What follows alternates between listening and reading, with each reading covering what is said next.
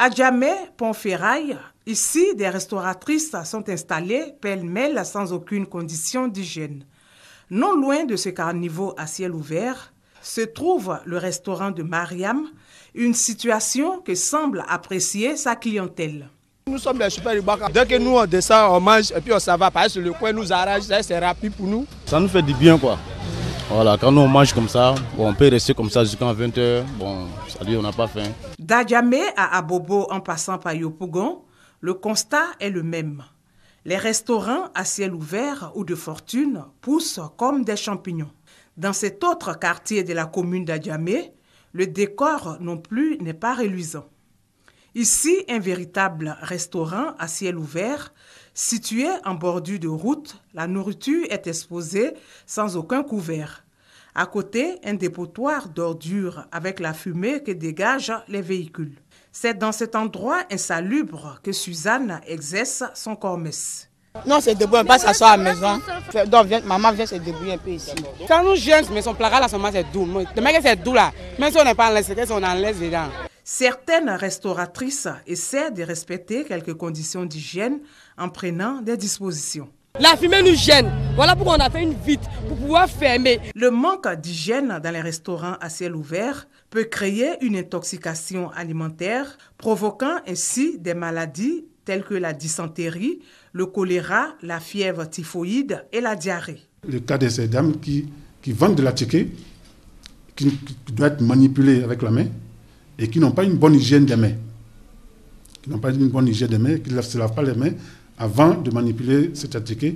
Et pire, qui manipulent en même temps qu'elles manipulent la ticket, qui manipulent en même temps l'argent, qui reçoit l'argent des clients. Et après avoir reçu l'argent des clients, on ne prend pas la peine de laver les mains, on continue de servir. Évidemment, dans ces conditions-là, il y a de fortes chances que ceux qui mangent ces aliments-là se retrouvent avec des problèmes de santé. Il y a par exemple des ordures, des tas d'ordures qui ne sont pas couvertes. Évidemment, ces ordures-là vont peut-être source de contamination de ces aliments à travers notamment les mouches. Pour éviter toutes ces pathologies, les règles d'hygiène doivent être respectées. L'on se nourrit pour prendre des forces afin d'être en bonne santé.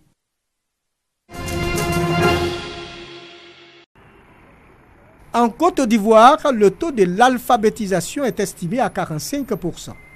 Toujours selon les données de l'INS, Institut national de la statistique en milieu rural, seulement une personne sur 3 savait lire, calculer et écrire en 2015.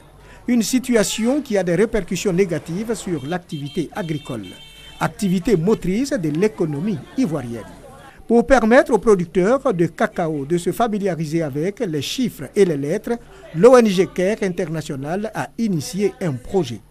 30 animateurs d'alphabétisation issus de 10 localités productrices de produits de rente sont formés. L'objectif spécifique visé, c'est que dans chaque village, il faut qu'il y ait, 6 mois après ou 1 an après, au moins 100 personnes alphabétisées. Et ce sont des zones qui sont fortement rurales, où le plus souvent, pour trouver quelqu'un qui arrive à lire et écrire, ce n'est pas toujours évident. Durant 10 jours, ces alphabétiseurs ont appris à travers les positions du pilon, de la calebasse et du citron, comment former des adultes. Ces connaissances-là, nous allons les mettre au profit de nos parents qui sont dans les villages. On va recruter les personnes à qui cette formation est destinée. Par ces objets et récipients utilisés au quotidien, la direction de l'alphabétisation et de l'éducation non formelle veut faciliter l'apprentissage de ces personnes adultes. Les 30 participants à ce séminaire sur la méthodologie de l'alphabétisation en milieu rural ont reçu leur attestation de fin de formation.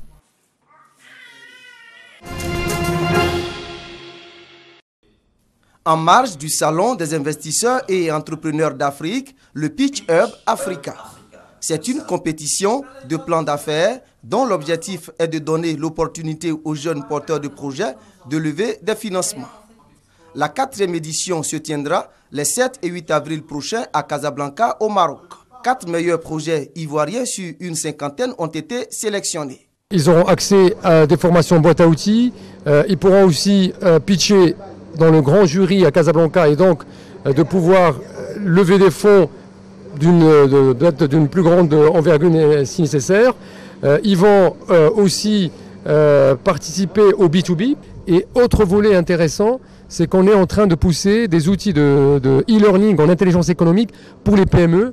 Il s'agit d'outiller et de donner aux jeunes Ivoiriens et Africains le goût de l'entrepreneuriat pour la création et le développement de leur structure. L'objectif, c'est d'abord de donner l'opportunité aux jeunes de présenter leurs projets, de faire connaître d'abord leurs projets. Aussi, c'est donner l'occasion à ces jeunes-là, ou les 4 qui vont être retenus, de passer sur la plateforme de crowdfunding, qui est une plateforme qui permet de lever du financement, donc de lever des fonds pour pouvoir faire financer son projet. Le partage d'expériences sur la promotion de l'entrepreneuriat est un volet important que la Côte d'Ivoire et le royaume chérifien comptent développer. Félicité Zongo et Samira Ouedraogo parcourent au quotidien plusieurs dizaines de ménages pour récupérer leurs déchets ménagers. Comme ces 2 femmes de la ville de Ouagadougou, elles sont nombreuses, ces femmes de la capitale du Faso qui ont fait de la précollecte des ordures ménagères leur activité principale. Mais les déchets récupérés par ces femmes organisées en groupement d'intérêt économique ne sont pas jetés. Ils sont triés puis recyclés. Ces déchets sont classés par catégorie puis par couleur. Au quartier Karpala, on obtient du papier et du carton transformés en bois de chauffe pour servir les ménages et les boulangeries. Ici également, on produit de l'engrais bio à l'aide des déchets fermentescibles et les objets plastiques revendus à des spécialistes. Une activité génératrice de revenus et qui permet d'offrir un visage reluisant à leur quartier. L'État donne quelque chose pour les faciliter à leurs besoins. 15 000 francs à chaque femme que l'État donne par mois. À Ouagadougou, cette activité de précollecte, de tri, de traitement et de révalorisation suscite de véritables engouements. La capitale du Faso dispose de 35 centres de collecte, de traitement et de révalorisation. Dans ce quartier, comme dans la plupart des autres quartiers de la ville de Ouagadougou, pas d'ordures ménagères dans les rues en commun état d'immondice. Des quartiers précaires aux quartiers luxueux en passant par les quartiers administratifs, le constat est identique. La décharge de Ouagadougou ou encore le centre d'enfouissement technique, ouvert le 15 avril 2009, dispose par exemple d'un espace de 100 hectares pour le compostage, c'est-à-dire la production d'engrais bio. Cet engrais bio va servir les 2000 hectares de maraîchers de la commune de Ouagadougou. Ici également, l'activité est menée par 15 femmes soutenues par 2 hommes. Elles disposent de tous les moyens pour le développement de cette activité. Broyeuse, de l'eau, soutien financier de la mairie, car elles perçoivent chacune un salaire mensuel de 30 000 francs CFA pour cette activité. On trie les ordures, on étale par couche pour former des antennes de 8 couches.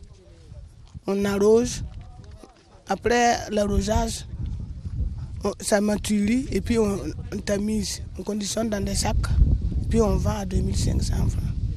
Le compostage, ça dure 2 mois. À 2 mois, on tamise et puis on conditionne dans des sacs de 60 kg. En 2 mois, on peut avoir 5 à 4 tonnes.